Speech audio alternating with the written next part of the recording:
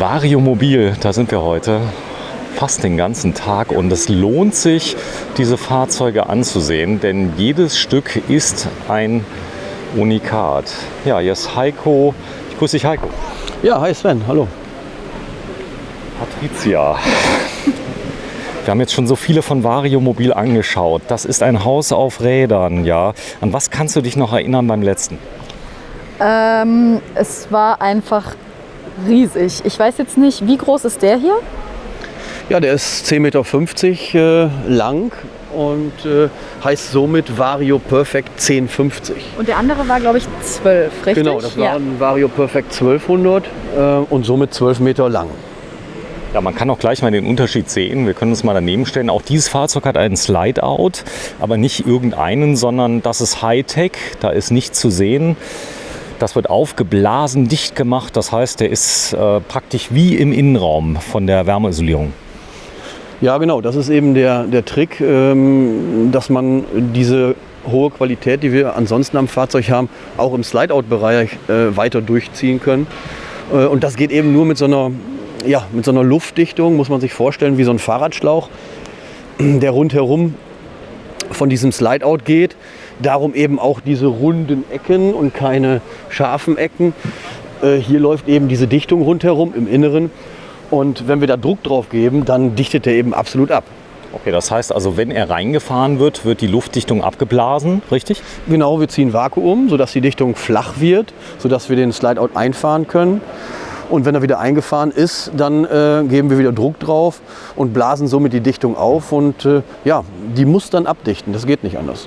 Ja, wir schauen uns mal die Frontmaske an. Das hier ist Basis, ist wahrscheinlich Actros? Genau, das ist hier auch ein Actros, Mercedes-Benz Actros, in diesem Fall mit 460 PS, 10,7 Liter Hubraum.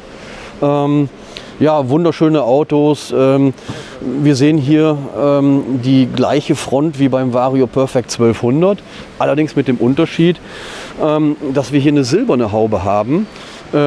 Und somit kriege ich eine ganz andere Ansicht. Also wenn der Kunde sagt, ich möchte eine schwarze Haube haben, wie beim 1200er, dann sieht es vielleicht noch ein bisschen markanter aus, vielleicht noch ein bisschen maskuliner. Und hier mit der silbernen Front, ja, vielleicht ein bisschen zurückhaltender, aber auch super, super interessant und super schick, finde ich. Ja, man könnte es ja auch nachträglich folieren. Das ist möglich, um die Optik jetzt nochmal zu verändern. Aber ich sag mal, ihr müsst ja auch beratend tätig sein. Also wenn es außen kommt, das Fahrzeug wird angeliefert und der Kunde sagt, ich möchte es gern zum Beispiel etwas auffälliger haben, das würde auch gehen. Ja klar, also wir setzen die Kundenwünsche zu 100% um. Wenn der Kunde sagt, es soll sehr viel auffälliger werden, dann wird es auffälliger. Folieren, ja, man kann es aber auch eben lackieren. Wir lackieren ja die Fahrzeuge komplett selber und somit wäre es kein Problem, auch so eine Haube eben im Schwarz zu lackieren und da eine ganz andere Optik reinzukriegen. Ja, ihr macht das alles selber. Die, ich sag mal, ganz großen neuen automotiven Trends sind ja Kanten.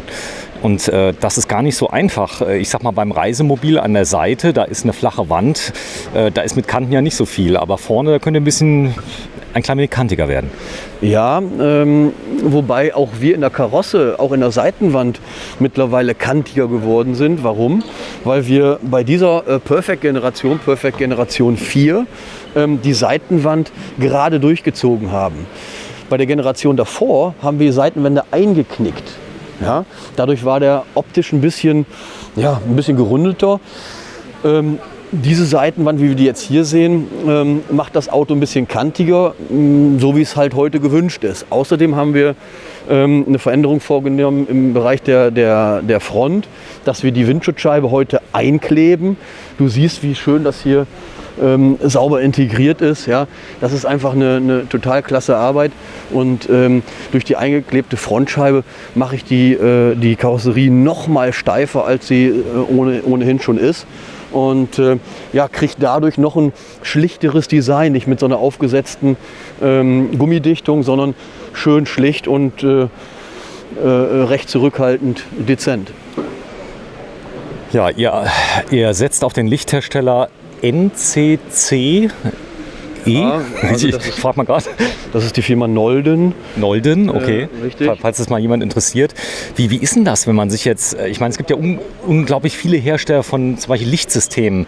Jetzt hat ja Nolden euch eine eigene DNA quasi verpasst mit dieser Optik.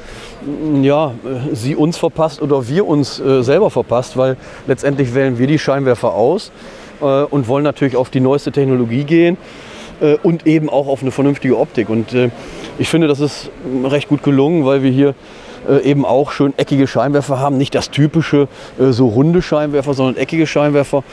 Und das kombiniert mit unserer Front und diese schwarz abgesetzten Scheinwerferbereiche, finde ich, macht sich ganz gut.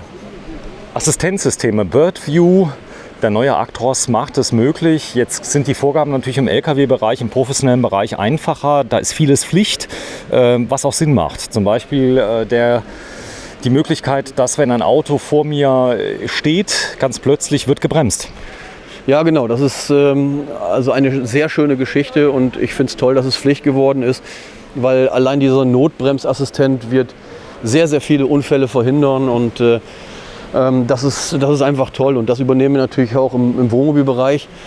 Ob das automotive Fahren ist, also dieses teilautonome Fahren, was wir heute können. Das heißt, der Fahrer kann im Prinzip mehrere Sekunden das Lenkrad schon loslassen und der Actros übernimmt das Fahren. Und das wird in der nächsten Zeit, in den nächsten Jahren dann so weit gehen, dass er hoffentlich irgendwann mal komplett autonom fahren kann. Dazu brauchen wir natürlich dann die Kamerasysteme. Hier sehen wir noch die herkömmlichen Spiegel. Aber auch da geht es eben weiter, dass wir da demnächst auf die Kamerasysteme gehen können. Ja, und so kommen wir immer weiter mit der Digitalisierung und dem autonomen Fahren. Ja, da vorne habt ihr ein Fahrzeug, da sind schon die neuen Spiegel verbaut. Das können wir uns gleich mal anschauen, ganz kurz.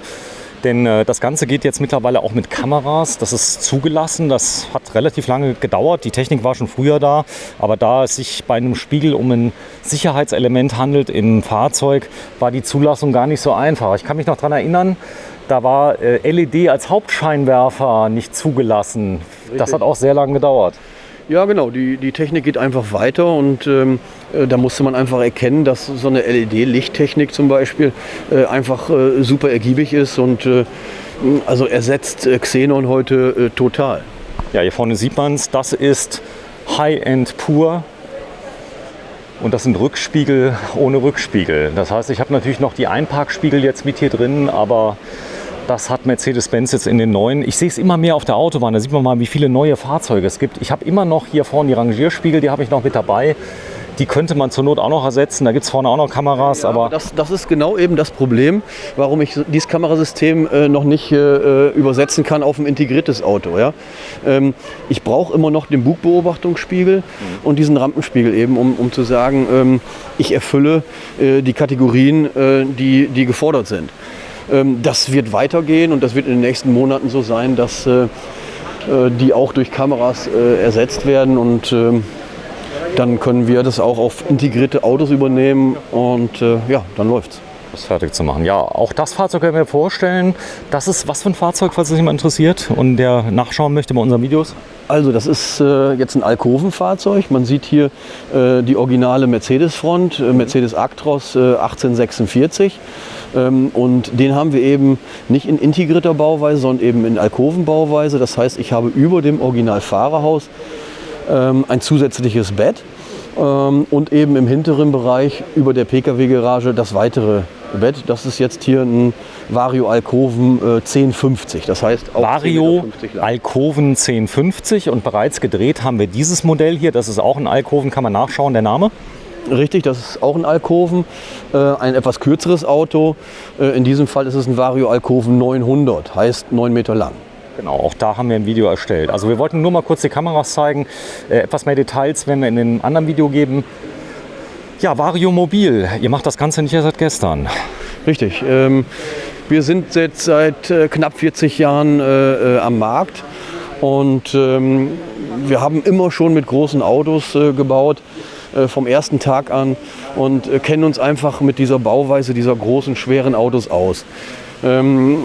Das ist natürlich auch nicht so ganz einfach, weil ich sag mal, da muss ich mich rantasten und Stück für Stück erfahren, wie es richtig gemacht wird. Und wie gesagt, wir machen seit 40 Jahren und haben mittlerweile mehrere Fahrzeuge gebaut. Heißt, wir bauen so 15 bis 20 Fahrzeuge pro Jahr. Oh ja, das ist schon relativ viel. Also ich sag mal so kleine Manufakturen, die machen so 3, 4, 5 im Jahr.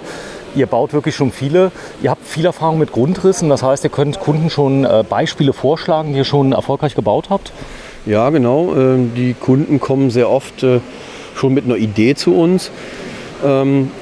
Und außerdem haben wir natürlich verschiedene Ideen, wie sowas aussehen könnte.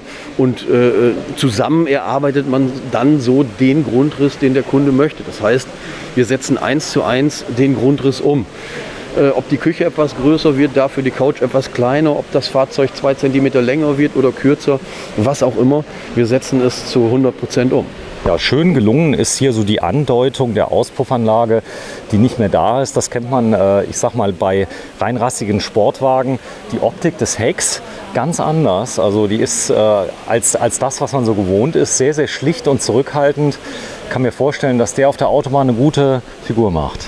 Ja, das ist eben genau diese Linie, die wir, ich sag mal, auch im Innenraum verfolgen. Wir wollen einen gewissen Schick haben, aber wir wollen nicht so aufdringlich wirken. Hier ist es, wie du sagst, recht schlicht und kantig, aber ich finde es super schick. Und das ist im Moment auch so der Trend, wo das so hingeht. Ja, halt eine recht kantige Bauweise. Und eben dann mit so Auspuffblenden nochmal angedeutet. Na klar, qualmt es da nicht raus, weil den Auspuff kriegen wir hier wirklich nicht nach hinten. Ja, es gibt unglaublich viele Dinge, die ihr hier im Unterboden montiert habt. Da ist zum Beispiel hier ein Lichtsystem, das ich auch schön hell habe, wenn ich zum Beispiel rückwärts fahre. Ja genau, wir haben hier auf der Seite die LEDs eingelassen. Das heißt, wenn ich den Rückwärtsgang einlege, wird meine Seite hier schön ausgeleuchtet. Hier im hinteren Bereich und im vorderen Bereich gibt es die halt nochmal vor der Vorderachse. Stark, oder? Es ist wirklich hell, oder? Nein, das ist einfach super, weil wenn du hier auf der Seite einen Baum oder einen Poller stehen hast und es dunkel ist, dann siehst du den einfach nicht. Und selbst über Birdview nicht, muss man sagen, wo natürlich kein Licht ist, kann ich nicht sehen. Ja genau, das ist dann auch schon schwierig und deswegen brauche ich hier Licht, und um dann vielleicht einen Schaden zu vermeiden. Da kommen wir nochmal auf die Schönheit der Außenhaut zu sprechen. Die Außenhaut ist aus GFK? Ja, die Außenhaut ist aus GFK, glasfaserverstärkter Kunststoff. Und wie man sieht, der Fernseher spiegelt sich gerade drin und der ist nicht verzerrt. Wie habt ihr es hinbekommen, dass es so glatt ist? Ja, das ist nicht ganz so einfach. Also A, muss ich das richtige GFK auswählen. B, muss ich die Lackvorbereitung dementsprechend treffen. Das heißt, ich muss die dementsprechende Grundierung haben, ich muss mehrfach schleifen, damit ich nachher am Ende diese Lackierung, diese Oberfläche so hinbekomme. Und ich sag mal, das machen wir bei uns im Haus komplett selber. Und ob es dann eine Zweischichtlackierung ist wie hier, das Silber Metallic, das heißt, ich habe eine Basislackierung in Silber und dann eben ein Klarlack als Finish. Ja, und dadurch kriege ich eine recht schöne Oberfläche hin. Mhm. Die Spaltmaße sind ja schon fast eine Frechheit. Also die sind von oben bis unten so gleich. So, die Tür ist jetzt zu. Und wenn du die Klappe richtig zumachst, die Klappe richtig zumachst, die war nämlich offen. Ich zeige es mal gerade anhand von der Klappe. Also nur mal, dass man das Spaltmaß mal sieht. Da wird auch gleich mal sehen, die Klappe selber ist unten leicht angeschrägt. Nehmen wir an, wegen dem Winkel der Böschung. Das hat mit dem Böschungswinkel zu tun, genau. Und sieht halt nicht so plump aus, als wenn ich die Schürze jetzt so durchziehe. Ja? Wir wollen ja hinten auf die Höhe kommen der Stoßstange. Wir haben hinten ein komplett durchgehendes Heckprofil, was auch den Unterfahrschutz bildet. Ja? Ich zeige das mal gerade. Okay, das kenne ich jetzt von meinem Wohnmobil. Da habe ich zweimal, wenn ich jetzt auf der Fähre zum Beispiel bin und dann aufsetze, da ist das nicht so schlimm. Ja, der Vorteil ist hier, dass wir ein vollluftgefedertes Fahrzeug haben. Das heißt, im Falle des Fährverkehrs ist es so, dass ich sagen kann, Vorderachse absenken, Hinterachse anheben und habe dann hier natürlich eine ganz andere Höhe. Das Fahrzeug ist jetzt auch nicht in Fahrstellung, sondern ich habe das Fahrzeug jetzt im abgesenkten Bereich. Ne? Ist das so, dass man das von der Luftfederung zunächst absenkt, bevor man die Hubstützen einsetzt? Genau, so macht man es in der Regel, dass man das Fahrzeug in der Luftfederung absenkt, dann die Stützen zum Ausnivellieren nimmt, um einfach nicht noch höher zu kommen, um den Einstieg recht flach zu haben. Genau, damit die nicht gegeneinander arbeiten, glaube ich. Ja, das ist dann so. Liebe Gäste, aus Sicherheitsgründen möchten wir Sie darauf hinweisen, dass auf dem gesamten Messegelände die offiziellen Abstands- und Hygieneregeln gelten. So, das ist die Hygienedurchsage. Du kennst sie auswendig mittlerweile? Ja, kenn ich schon ganz gut und wenn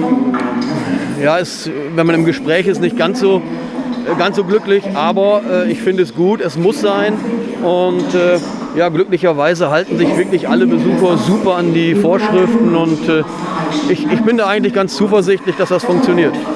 So ist es, ja. Es gibt unglaublich viele Klappen. Vielleicht der Preis, der Preis von dem Fahrzeug, wo liege ich hier ungefähr? So wie es hier steht? Also das Fahrzeug, das liegt bei etwas über 1 Million. Durch diese Gesamtausstattung, die wir hier haben, durch das große Fahrgestell, kommen wir in den Bereich. Selbstverständlich kann ich auch ein Vario Perfect 1050 auf einem Atego-Fahrgestell bauen, Mercedes Atego oder auch auf einem MAN-Fahrgestell. Dann sieht der Grundpreis anders aus und dann sieht auch der Endpreis etwas anders aus. Aber hier wollte der Kunde das große Fahrgestell haben und eben die viele Ausstattung. Naja, und dann kommt man dahin. Das ging jetzt auch auf Atego. Das ist, glaube ich, das Nahverkehrsfahrzeug. Das hier ist, glaube ich, das Fernverkehrsfahrzeug, was gewählt wurde. Das würde auch gehen. Das heißt, die Traglast wäre etwas weniger, oder? Das ist eben genau das, was man gucken muss. Und wenn der Kunde die dementsprechende Auswahl trifft mit Feinsteinzeug im Innenraum und im ganzen Bodenbereich, dann kommt da einfach Gewicht mit. Ach, das Fahrzeug ist schwerer, ja. Und wird dadurch schwerer und das muss man eben beachten. Das ist das, was man Beratung nennt, wo man den Kunden richtig hinweisen muss und sagen muss, was wollen wir haben. Und dadurch ergibt sich nachher die Tonnage und dadurch ergibt sich dann das Fahrgestell. Man will ja auch vorher wissen, ungefähr, was das Fahrzeug wiegt. Wenn ich jetzt zum Beispiel zum Morelo gehe, die wissen das natürlich, da hat jedes Kreuzchen sein Gewicht. Wenn ich aber das individuell berechne, Feinsteinzeug, wie geht ihr damit um? Ihr müsst ja ziemlich genau wissen, was es wiegt danach. Also auch das ist bei uns so, dass wir zu 100% wissen, was das Fahrzeug am Ende wiegt. Auch vorher? Natürlich auch vorher. Mit Kleber, mit allen nur und dran? Ja, selbstverständlich. Das ist eben die Erfahrung, die wir seit 40 Jahren haben. Wir haben die Komponenten alle schon verbaut und wissen einfach aus Recherchen, aus Hochrechnungen, wenn ich jetzt sage, okay, das Fahrzeug war nicht so groß, hat einen kleineren Fußbodenbereich gehabt, kann ich das hochrechnen und sagen, okay, dann wird es hier so und so viel Kilo mehr wiegen. Das rechnen wir 1:1 aus und unsere theoretischen Berechnungen, Gewichtsberechnungen im Vorfeld sind sehr, sehr genau. Wir stellen immer wieder fest, wenn die Fahrzeuge nachher gewogen werden, dass das sehr gut passt. Ja, schon, ja. Das ist ja mal ein Rad. Das ist jetzt kein Stahlrad, oder doch? Das ist eine Alcoa Aluminiumfelge. Die ist ja unglaublich groß. Ja, 22,5 Zoll. Schön tief geschüsselt, ja, sieht einfach toll aus. Und eben im Durchmesser 22,5 Zoll. Das ist eine Alufelge? Das ist eine Alufelge, ja. Genau, ich nehme an, die Traglast. Alu trägt etwas mehr als Stahl? Ja, nee, das kann man jetzt so nicht sagen, aber es kommt eben auf die Konstruktion des Rades an. Aber das ist jetzt hier bei diesem Fahrzeug nicht so interessant. Wo kommt so eine Alufelge her? Aus der Idee, dass man sagt, ich will Gewicht sparen. Ja? Das heißt, ein Spediteur, der eigentlich mit so einem Fahrzeug dann Waren transportiert, achtet auf jedes Kilo, damit er mehr Zuladung hat. Und ich spare bei so Alufelgen nachher, je nachdem, was man macht, 60, 70, 80, 100 Kilo. Und das kann für einen Spediteur schon interessant sein. Keine Kompromisse bei Hufstützen. Ihr habt die stark überdimensioniert. In Deutschland wird ja sowieso alles überdimensioniert, aber bei den Hufstützen habt ihr gar keine Kompromisse gemacht. Nee, das ist so, weil man auch nie so ganz genau weiß, wie die Belastung da nachher am Ende ist.